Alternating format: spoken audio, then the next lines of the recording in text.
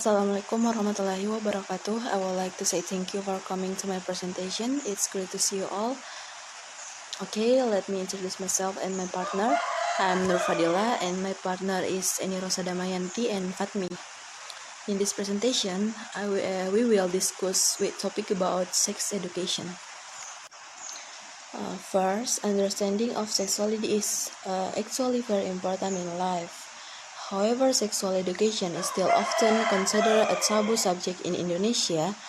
Discuss a low level of true sexual knowledge in the younger generation, as evidenced by a survey by KPAI, where approximately 60% of high school students have had sexual intercourse before marriage.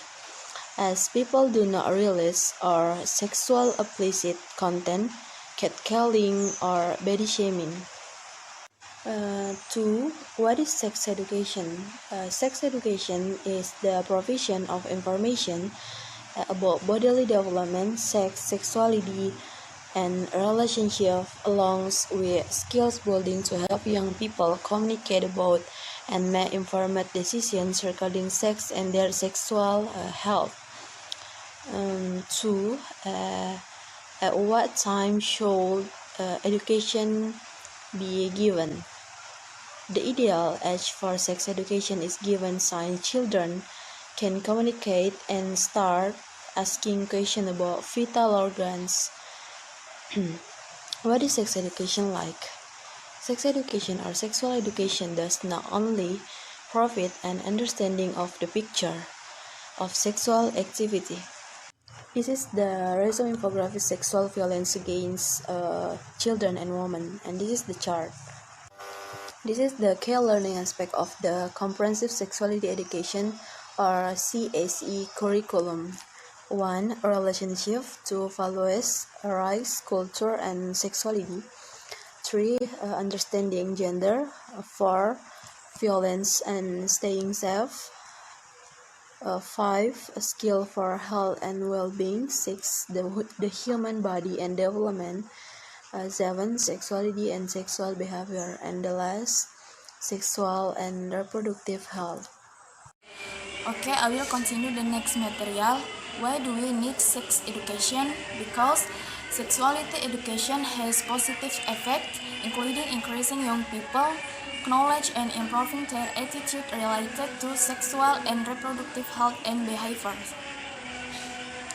Sexuality education in or out of school does not increase sexual activity, sexual risk-taking behaviors, or STI, HIV infection rate.